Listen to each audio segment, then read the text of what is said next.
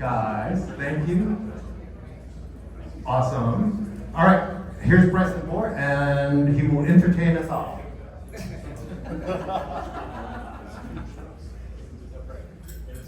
It's not the pressure so much as the most awkward introduction ever. But I mean, we're all friends with Nelson, right? We know how this goes. Who's seen me speak? All right, those are the ones who are afraid. So notice the compatriots who raise their hands. You notice the look on their face. You can talk, you cannot talk, it's okay. I'm going to engage you. We do audience interaction here. It's not going to just be me out here looking ridiculous in uniform shorts. I'm going to share that with you in the audience. And as Ed can tell you, you can volunteer for that. Or not. Yeah, or you can be volunteered. So, I like to make these things fun. We work in a space that is not a lot of fun on average, right? Who here is struggling with burnout, depression?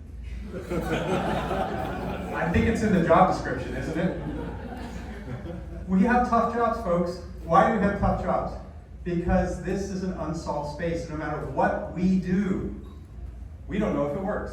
Is there anyone in here who can, with 100% confidence, look me in the eyes, maintain eye contact like this gentleman who's doing such a great job? He's not quailing under pressure, especially as I continue to walk through to him awkwardly before it, and say, I've actually solved cybersecurity.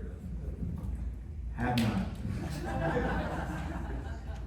And that honesty and the courage under pressure gets you a sticker. We haven't. So, functionally, it's kind of depressing. It is, isn't it? Who saw John Hammond's keynote at BSides Tampa? What was the whole metaphor? Basically, this job's hard. Even I get tired, but you gotta get back on. His allegory was the treadmill. Think about that. Your inspiring, uplifting keynote at BSides Tampa with get back on the treadmill. Fuck, might as well quit now. For real? That's our job, the treadmill?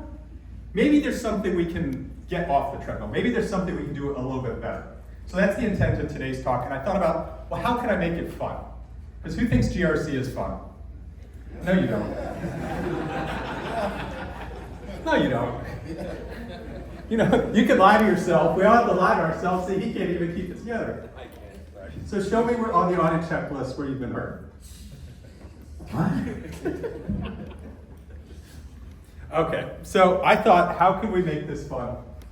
And so I brought the unicorn magic to try to make GRC fun. Because this isn't going to be yet another, here's how you do GRC, here's these components of GRC. So I wanted to think of some fun ways we could do that. And also, just before I came up on stage, I actually just got an email. So this is me presenting at RSA. I found out the session I did with Trey Bilbray just the other month was a top-rated session. So that's a really cool award. Today's will not be a top-rated session, so sucks to you. I do a bunch of crazy shit. I live in St. Pete. You can find me. All right, we don't have a cyber problem. You're not up against nerds. Your checklists, what we do for GRC, what we do to ensure some level of assurance of security, that's what you're up against. Is it cool? Scary. How was it, Jeff? Does that scare you more than me coming up on you on the phone? Not sure? I know, you're still next to me. I don't know what the answer is. Okay, so what are we looking at on screen? Bunch of military people in headsets. Bunch of military people in headsets. I mean, worst EDM concert ever. I don't know, Skibbity, Fleek, I'm out. That is a representative picture of an operations center in China with the People's Liberation Army, where we have public estimates that there are over 100,000 cyber operators. Think about that. There are 100,000 trained professionals just from one country.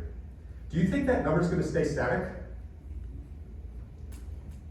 No. $20 and a sticker right there on cue. See, they're not all hard questions. I'm not going to pick on you the whole time. I know, side peripheral, it also feels uncomfortable. So what are they doing? Hacking? True. I'll let Data mining. Data mining. Why are they data mining? That is the new currency. Can I out you for your affiliation? Sure. Okay, Mr. DoD. The more data you have, it means that the more leverage you have on different sectors. It's not just about leveraging who the person is, but what capabilities you have and being competitive in the markets.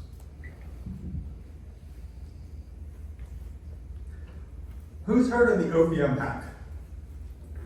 Whose data was in the OPM hack? Anthem? So those are the Chinese. Why are they doing that to us, Peter? The more information they have on us, the more leverage they have against our country, which means they can dominate the world stage. Actually, that's 2 stickers. Wish I had one of those clickers. You get to watch me awkwardly going back and forth. So this is what we're up against, okay? But don't worry, we have Cyber Solutions trademark. Thank you, Gartner. Thank you, Forrester. Without you creating your little tables, your magic quadrants, your waves, I wouldn't know what to buy. I'm so grateful. We all are. Our C-suite, our procurement teams wouldn't know what to do. It's not like they have experts. They don't ask us what to buy, do they? Right there. And it's so easy. I just buy one from there, and I buy one from there, and I buy one from there. Maybe that one and that one. I mean, and my CEO really likes that one sales executive, so we're also going to buy another one here. Gotta have 2. I mean, what's money among friends? Defense in depth. Defense in depth. There you go. Doesn't this feel like defense in depth? Doesn't it feel good? Anyone feel more secure? Aw. Okay, well, we got compensating controls.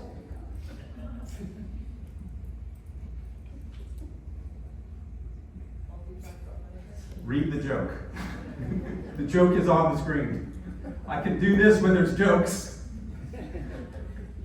We have just sent the code 435841 to your phone. Please enter the code below to access your account. Do we get it now? Some of the jokes are subtle, I apologize.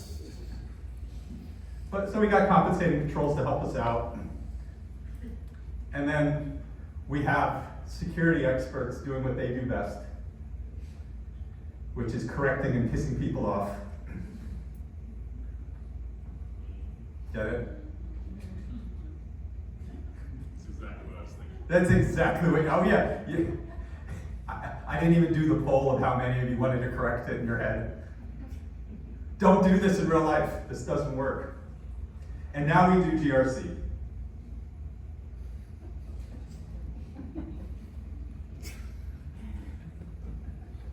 Told you I found a way to make it fun.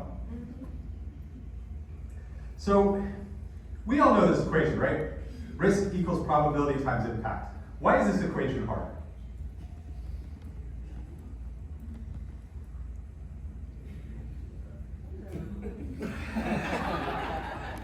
See, you can blame Nelson because he introduced me to you, so I was comfortable coming up. So why is this hard? It's really hard to determine what the probability is and what the impact is. Yes, Bryson, what's on the screen is hard. It is. Like, how do you really measure probability, the percentage that's on the occurrence? How do you really determine what the impact, what the amount of loss there's going to be? You're kind of estimating and Yeah. You mean we're just making shit up?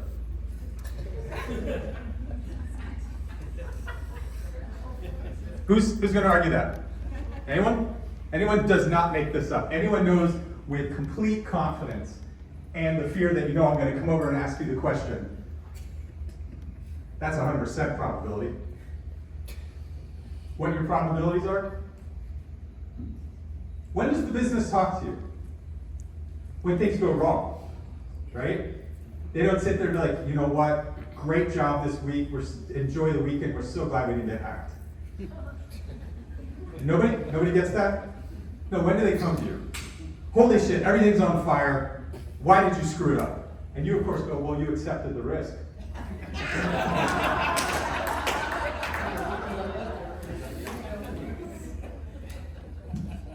How's that going?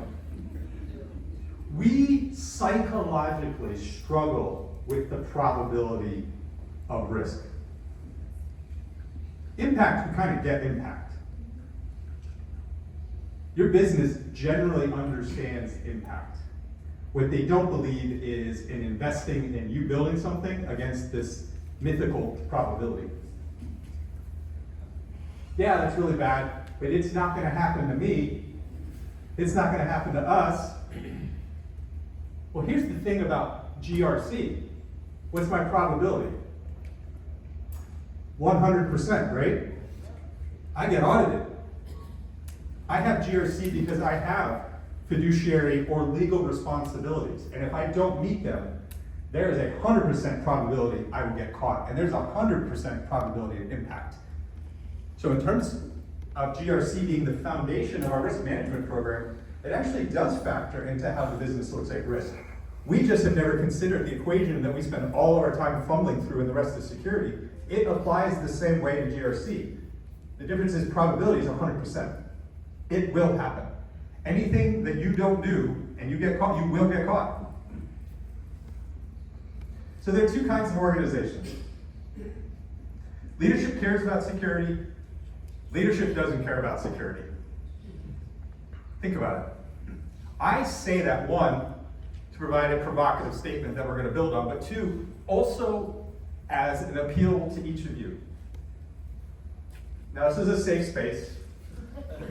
I know, I don't make it feel safe, but I promise you, we're all picking on each other together here. I'll pick on myself too. Safe space. We are a team here. We're a community. Who doesn't like their job? Okay, no one's bold enough to pick that one up. Yeah, you like hate it a little? Oh, that's more like preach on. Like, yeah, we can do this. Amen says, my job sucks too. Look at me up here. Look what I got to do. There's a reason they got to pay me to show up. It's funny, they gave me coupons. That wasn't in the contract. Who wishes their job was easier? Right? We fight to get our jobs done. We fight because we actually care about what we're doing. You are in this job because you care. And you see how we can make things better. And we want to do it for folks who don't understand what we do. We are the experts. That's our job, not theirs. Not the users, not the executives, not leadership. And that comes back to why I raised this point here, is when you understand the kind of leadership you have, then you can stop beating your head against the wall to change it, instead of recognize where you are. And so when I say leadership doesn't care about security, it's not they don't care about security, it means they only care about compliance. And why would they only care about compliance? Fines. Money. Regulation. Yeah, because if I don't do it, I get fined. There's a 100% probability of impact. Compliance is the existential foundation of business operations. I don't have a choice. I have to do it. Security is the process I do on top of that. And that's where, if you understand where they are, you now understand the education and the communication you need to engage leadership to get them to do security. And so that's part of what I'm going to talk about today, is how can we take some little wins to advance GRC out of compliance into security? Because I have to do GRC. I don't have a choice. But how I do GRC can have a huge impact on my organization. So GRC in a nutshell is ID10Ts plus systems going through a process, and then I need evidence of them doing that. former military folks, the ones laughing. Yeah. What does ID10T spell for those of you who are wondering what the joke is? Wow. Thank you, Claude. Do you want to say that out loud again? Idiot. My point on here is we need evidence. Evidence is proof of something having happened. And in GRC, that's why we get into the checklist mentality, because that's how we show evidence of activity at scale.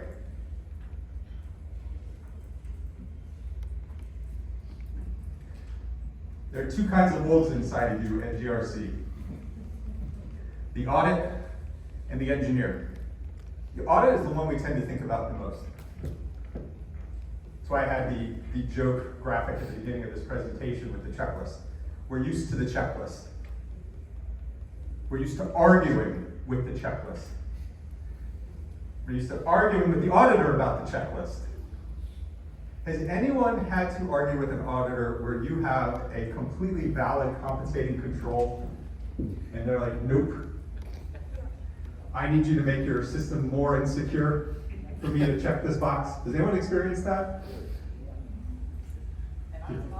And you were an auditor, and you had this really like sad look to it at the same time. I've been an IT auditor for 10 years and just recently turned to GRC, and now I'm dealing with the auditors coming in, and I will argue with them till I'm blue in the face that your job is not to check a list, it is to address the risk. And so, yeah, they love it when I come at them, because I've come from their side of the table to this one. So even with the checklist, we have flexibility around what we're trying to accomplish. At the end of the day, a checklist is a standard we've defined, whether that's an independent framework that we've chosen that we want to comply with, like ISO 27000, for example, SOC 2, or any standard we choose for ourselves as a part of our development process or our operations processes, which means we can engineer those, which means we can upfront define those standards as we want to for our risk. That's our choice. So it doesn't have to turn into an argument with the auditor, except when you're going to be arguing over, again, third-party standards. But how you define those things to actually mitigate risk, you have that choice. You can decide that. And you're going to go, well, Bryson, like many things, the cow's already out of the barn, we're already doing this, right? And you already have GRC, you're already a part of those processes. Well, there's no reason that outside of waiting for the event to happen, the audit, the investigation, the exercise, that you can't start designing the engineering into it now in anticipation. Because it's a lot easier to have a measured, rational, objective, and or data-driven discussion before the event, as opposed to once I'm in it, now we have emotions about completing the audit, completing the checklist, getting the report. And all too often, that checklist looks at a system. Right? For those of you in DoD, we do RMF on a system. For those of us in commercial, it's not a lot different. We accept a system. We pen test a system. We do quality assurance on a system. We do functional testing on a system. Has anyone, since you were children, seen a computer sitting by itself connected to nothing? No? What computer sits by itself now that you deal with? Do you work in a closet? Well, only if I'm going to Novell. All right, well, that's, I think, was the time of like an air-gapped computer for one thing. There's always something. But we need to move out of a system thinking, because that's not what our organizations are either. Our organizations are a collection of systems, and those systems are connected directly, through other things, and through third party and other relational dependencies. And yet, we primarily have a system thinking when our risk is a system of systems. And if we are bringing a system of systems thinking into what we're doing, we're missing out. Because it isn't just the vulnerabilities or configuration errors on this system, it's the architecture of it now. I can introduce problems by this system being completely fine, but its connection to here creates a vulnerability. If I'm not thinking about that, I'm not looking at it, I'm missing out. But there's an element of this we're missing. You guess what it is? Yes! People. Users. Users who are smarter than you are. Just let them tell you. Does anyone work with a user that's smarter than them? All of them, right? If you work in a company of engineers, if you work at a hospital of doctors, if you work at a law firm of lawyers, you know how important I am? Sysadmin. I need to be sysadmin. I know, it's painful. But this is the reality. So how does GRC account for people? Do we? Yes. How? Who said yes? So I'm gonna go back to what you said, it's part of the. Well, hold on. You make me run. So we have to think of things as an ecosystem, and an ecosystem has to stay in balance. So when you're thinking that, you're thinking of all the different pieces that are part of that, including the people, which means you're looking at training, you're looking at their backgrounds, you're looking at, you know, what they're going through in and day out, and you have to account for the stupidity factor. We don't necessarily say that to them, but if something can go wrong, it will, and you need to make sure that your controls are looking at that, not just at the system technical level. We could just say user behavior. See? We did that, we didn't get in trouble.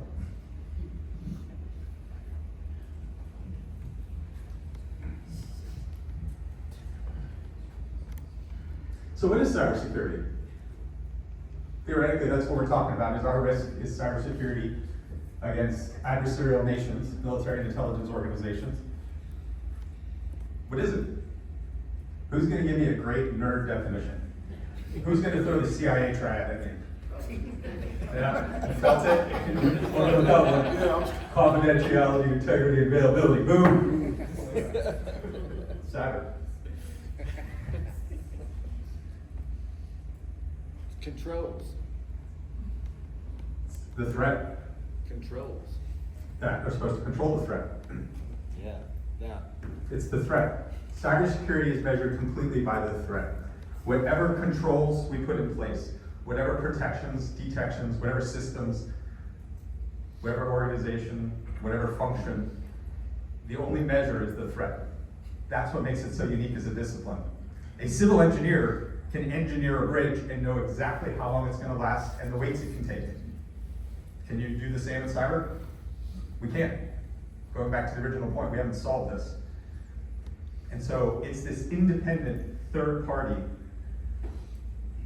who thinks, right? I put that picture up front. I didn't show hacking software.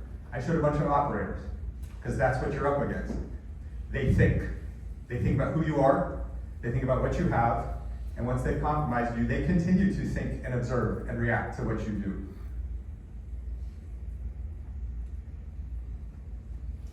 The fish tank. There is a fish tank, I don't know if it's still there actually, at a casino in Las Vegas. And a few years ago, it was hacked. So what? Some dead fish? Sad, but who cares? So I'm gonna tell the story for two reasons. One, you have a fish tank. You have something in your organization that your operations team thinks is important. And you're going, it's a fish tank. Who cares? You don't care. Well, in this instance, why would we have a fish tank in a casino? Because it creates an ambiance that high rollers will drop more money. So it's revenue producing, it's mission supporting, that's why they want it. Well, for this thing to function to its mission capabilities, we need clean water. Because dead fish aren't going to probably have that same ambiance for the right kind of gamblers we want. I mean, this could be one of those Guy Ritchie weird movies, but it's not.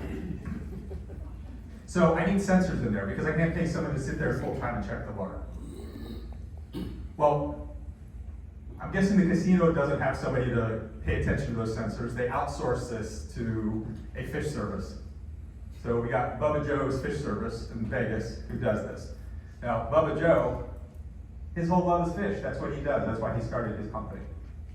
And he's got a cousin named Gary. And I don't know what it is, but the IT guy is always named Gary. Like, hey Bryson, my name's Scott. I'm like, that's cool, Gary. Gary's doing his best, but Gary is not a cybersecurity professional. He doesn't know all the details of controls. He knows how to do the basic configuration to get customers set up so we can monitor their fish and move on with our lives. Everyone's happy. Well, Gary didn't account for the Iranian Revolutionary Guard, who wanted to get even with this casino, so they popped the fish tank. Some fish were threatened. What do I care? Well, unfortunately, the second part of this story is that IoT is an entire invisible asset class that we don't think about. And they were able to move laterally from the sensors on that fish tank to the core operational network and do $50 million of damage. So you have a fish tank, and as much as that you have things that the operations team says we want, and you're like, you don't get to question the functionality, you just get to assure it. And then the second, where we have relationships between things that don't have intrinsic mission value, that have access to things that do. And those invisible connections and those dependencies can trip us up. So that's a challenge of imagination. And that's how the threat thinks. So the threat starts with a who. I need somebody with a motive. But just because you can wake up in Beijing, drink a bunch of baijiu, and be angry at the Yankees, that's us, we're all the Yankees here, it's not a New York comment, I hate the Yankees like everyone else. That's not gonna get you real far. Shaking your fist in Beijing doesn't cause us any consternation, does it? Because they need capabilities. I need operators, I need tooling, I need tradecraft, I need infrastructure, I need all of the things that allow me to actually take my goals and bring them to you in the form of a breach. That's the risk part. That's the threat part. But here's the part we control. A hacker can't hack what they can't touch. Well, you own and create what they touch. If there's not a computer there, I can't hack it. So our responsibilities are to reduce the opportunity that they can take advantage. That's the surface area. And then the compensating controls are our detection and our response and our protections around those things. Or, put a funny way by my friend Casey Ellis, co-founder of BugCrowd, a threat actor is someone who wants to punch you in the face. A threat is a punch being thrown. The vulnerability is your inability to defend the punch, and your risk is your likelihood of getting punched in the face.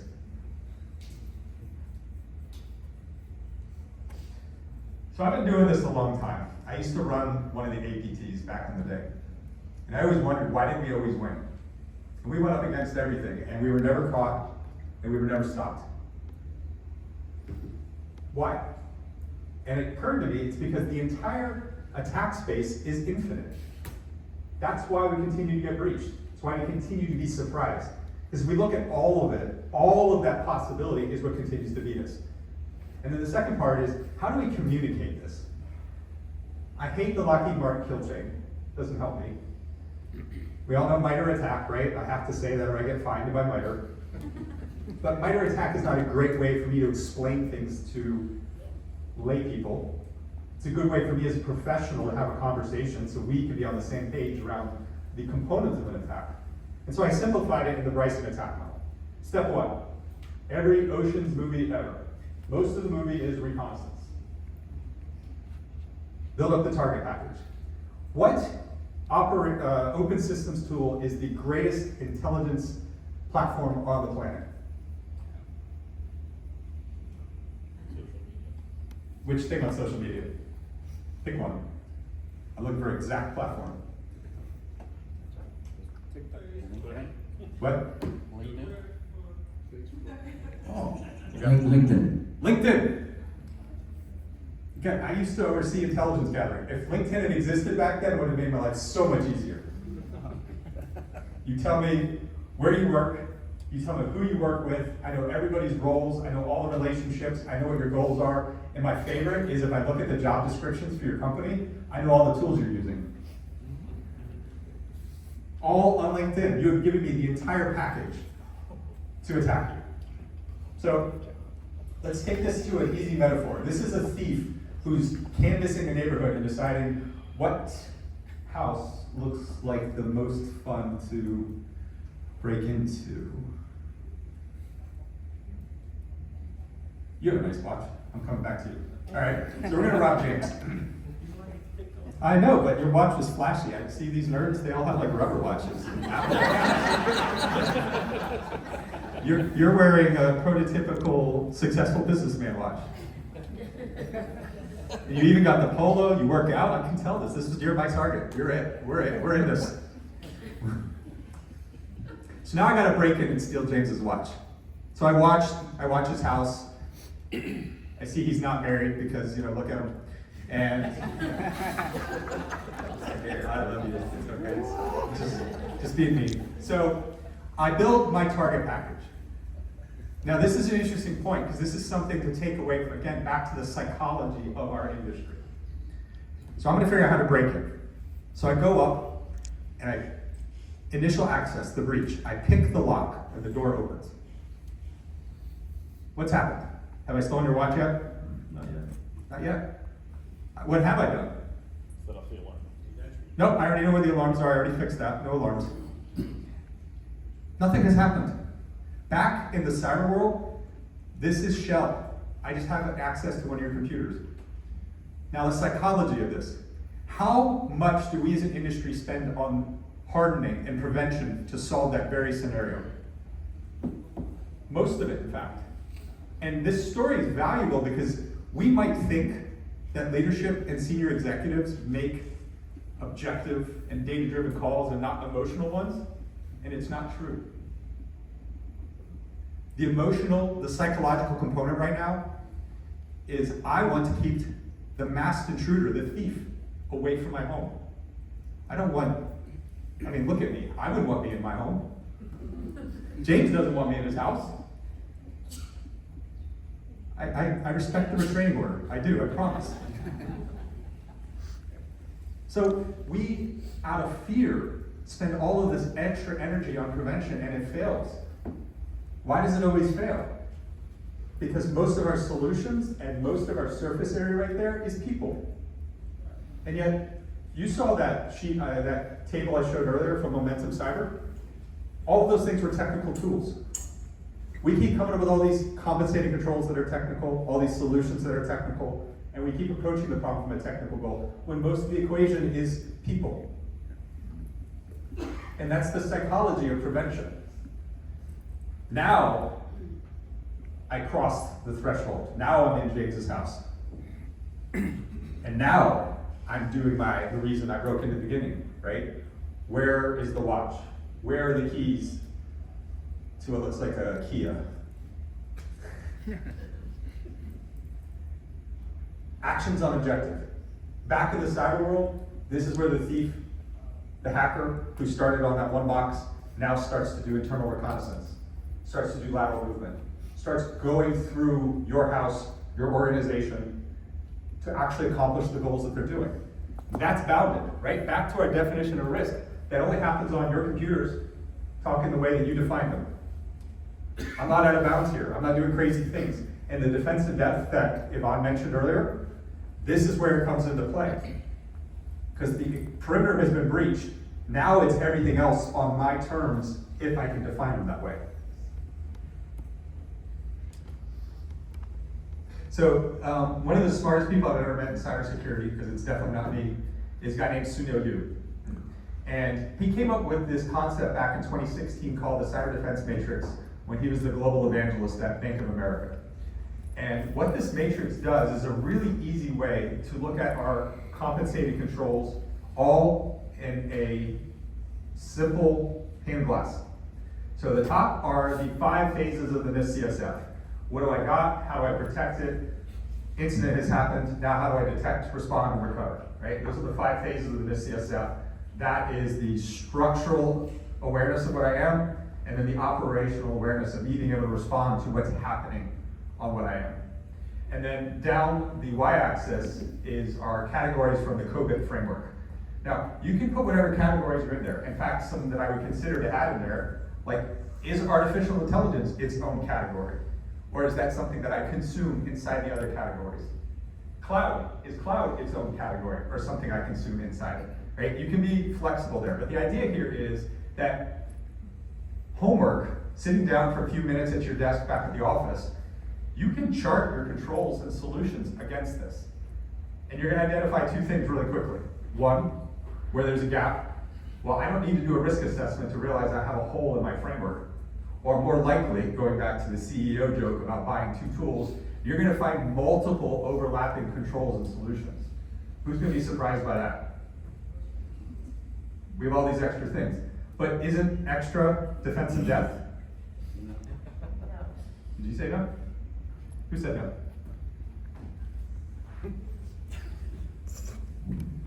Yeah, it's not defensive depth because a lot of people have one tool that can do 5 things, but they're only using it for one thing.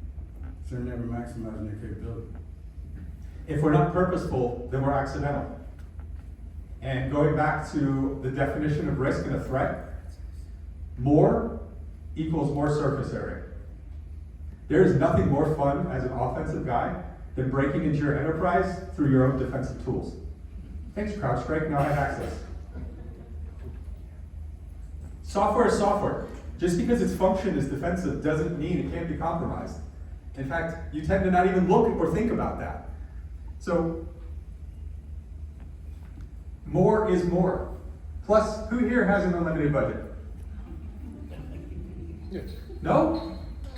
Has anyone figured out the 25th hour of the day? No, we haven't figured out that either.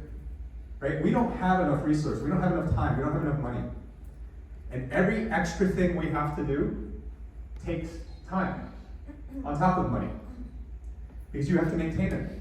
Because if you don't maintain it, it definitely becomes a risk. In fact, the statistics on software implementation for security tools are hilarious. 25% of tools that get bought defend the shelf. 25% get installed with the basic configuration, which, as we've already covered, I as an attacker know that, so you've now given me an automatic access in. I love default passwords. 25% gets installed incorrectly. 75% of your tools are either working against you or doing nothing, even though you're gonna have them on that list. And that's part of that opportunity and what we can identify, because we should be purposeful about what we have in our environment. Otherwise, it's just the millstone around our necks that continue to pull us in, no matter how much we audit it to death.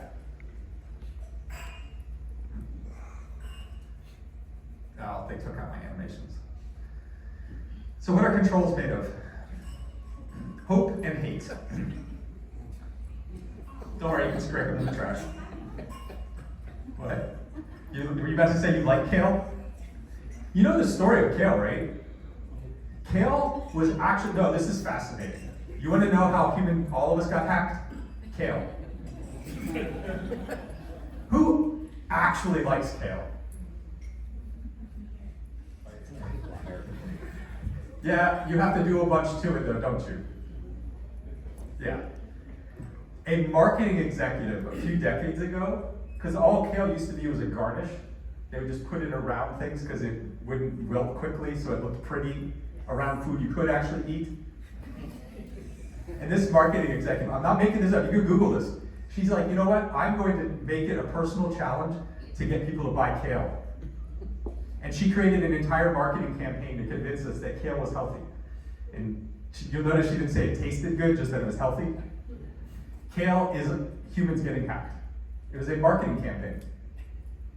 True story.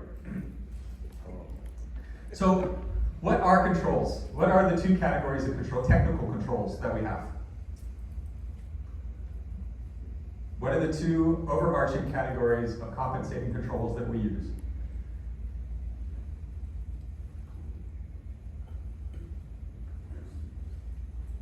Never heard of control something? We've forgotten what they are? I don't want to get picked on. Can make me eat kale. Pocket kale. Are you talking about preventative and protective? Yes! Yeah.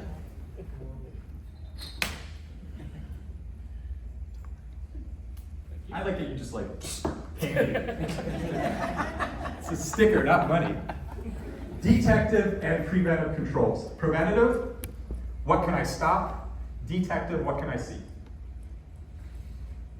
Now, we all remember the psychology comment I made. Who wouldn't want to have as much prevention as possible? But why is that hard to do? What? Money. Money can be part of it, but why else is it hard? What does prevention do? Impact work. Impact work. How can prevention impact work? All right, isn't this supposed to be stopping the bad guys?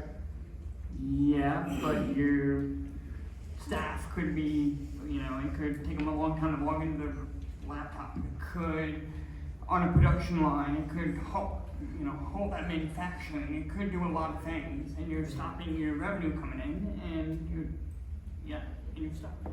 So prevention stops things, which means I can stop legitimate things. How many times do I, as a security tool, get to stop something legitimate? All the time? No. That's getting fired. That's getting ripped out. You get one strike. That tool stopped me from doing something I'm supposed to do. Security, fix it. That tool did it again, get rid of it. You've just created the best hacker in the world. Who's a parent? What do children do when you say no? They want to do it. They want to do it anyway, they figure it out. Employees are no different. Your security control got in my way. Shadow IT. Shadow IT. And now shadow AI. And now shadow AI. Shadow everything. Which is why detection is the primary investment that we make. The dirty secret of cybersecurity, right? We've all already knew that humans were the largest risk surface area of it, but many of us don't realize security people are also actually the largest part of the security. All that tooling, because the prevention failed, and as a result, it is very expensive to spend the amount of money tuning the prevention constantly and keeping it up without blocking legitimate things. So as a result, we have to put the lion's share of our defense on detection. That's actually where we spend most of our money, or should. And so over 99% of the controls we have in our environment are in fact detective controls. I see something, somebody looks at it and makes a human decision. Now, they may not do a good job of that, but they do. That's the burden of your controls. So what is vulnerability management? It's the Sisyphean task of running a scanner that says you have 50,000 problems. You go and annoy a bunch of people to solve some of those problems. You run the scanner and you have 50,000 problems still. How'd I do? Sound like vulnerability management? And yet, we do it. Why? What's that? Paycheck? Do a lot of things for a paycheck. This isn't Nuremberg.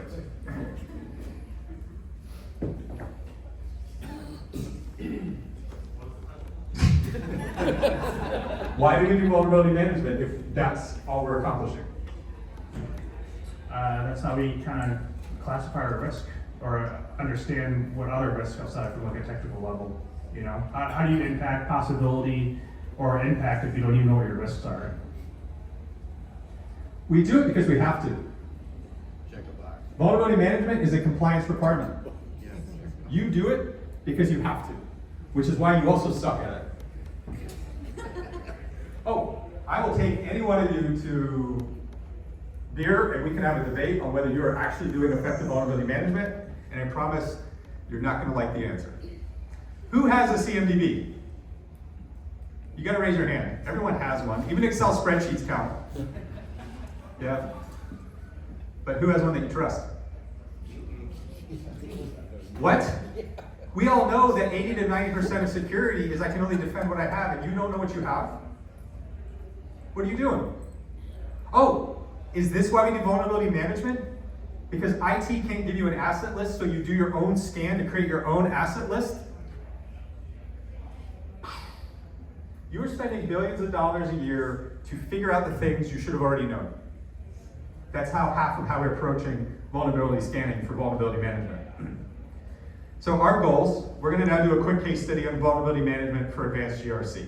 So our goal is, of course, we need to assess vulnerabilities and fix them with a defined service level agreement. We have 3 standards that I can reference here. So that's the SOC 2 standard, the ISO 27000 standard, and the PCI DSS standard. I also thought it'd be fun to just kind of show, because I always think it's interesting to talk about the market. I don't think we realize how much money we're spending on things. And you might not think about it because you're like, oh, I just write a $25,000 check to Tenable. But collectively, all of us are doing that. And so we globally are spending over $2.2 billion on this market. You want an even sadder one? How much do you think we're spending on threat intelligence? Guess, Price is Right. More than 2 billion, less than 2 billion? More. More? All right, how much more? 5. 5. Do I hear more than 5? 10. Do I hear more than 10? $1. See how easy this is? $11 billion. We are spending $11 billion on threat intelligence globally. Does anyone feel like they're getting $11 billion worth of threat intelligence? Because isn't the purpose of threat intelligence to tell us what they're going to do before they do it? To stop them? To provide something that stops the news being, guess who got hacked again? So, we have to prioritize basic things. I need to know my asset owners, so I need to figure out who I'm annoying. I need to figure out the tooling and the challenge, the standard that's going to tie into the process for that. As we've already discussed, I don't have a CMDB, so I need to continue to be able to look at that. I then want to run the scan, apply context to that, figure out that. Motivating asset owners to remediate. What are we doing besides sending them a nasty email when they didn't respond to the last 3? Send them a nice email then? Please, please, please, please, please, would you? And why don't they listen? Because they can still keep doing what they do.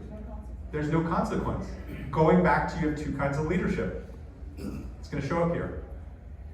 And then we remediate. But our problem is, we primarily base that off of CVSS. And most places have a sort of basic standard of anything that's 8.0 will patch quickly. That's critical. Why doesn't that work?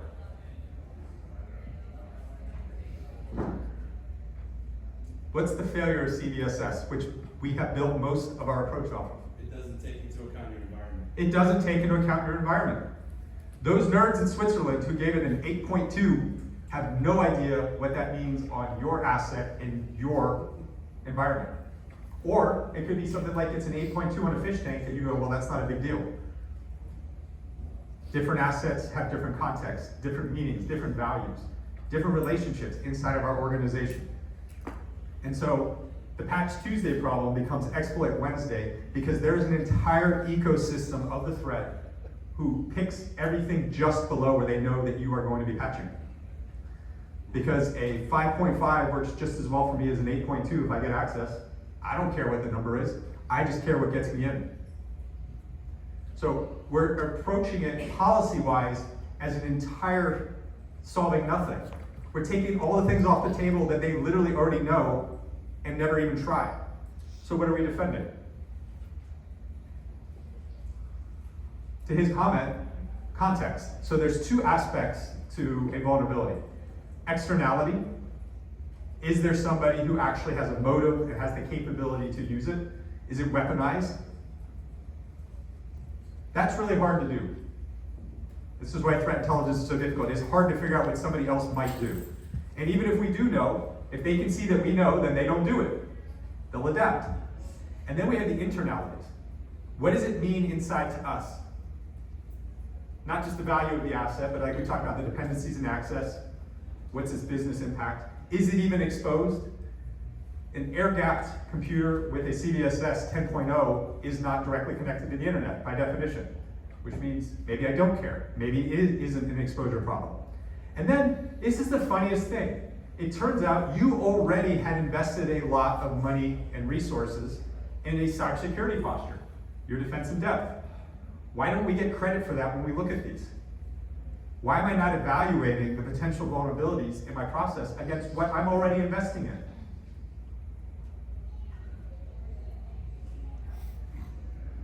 Because we tend to look with what we know. So all vulnerability management is NDAs, which are known vulnerabilities, bless you, There is nothing that can stop an O-Day, an unknown vulnerability. We can only defend what we know and configuration errors. That is it. That is all vulnerability management is able to do. And the question leads to start with is, are vulns even the greatest risk? In terms of prioritizing what our problems are vulnerabilities our greatest risk? You've all already answered this question, actually. What's our greatest risk? People. And wouldn't you know it, the statistics tell us that. So from the 2025 Verizon Viva report, people factored in 60% of those incidents. Third party, 30%. Vulnerabilities, which are actually growing as a surface area problem, are only 15%. So what are we improving then? Are we accomplishing as much even just from the start of the idea as we thought we were?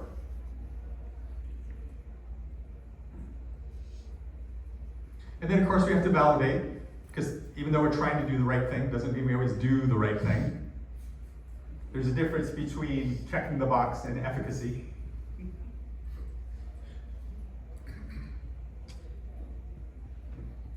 So this is why we have to validate, right? It isn't that I said I met the audit requirement, check the box.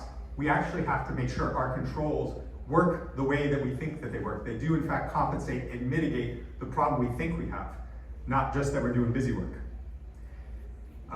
Since we're coming up on time here, I'm gonna wrap this up, but there's two ways that we can look at controls validation. Y'all already understand the threat-informed approach.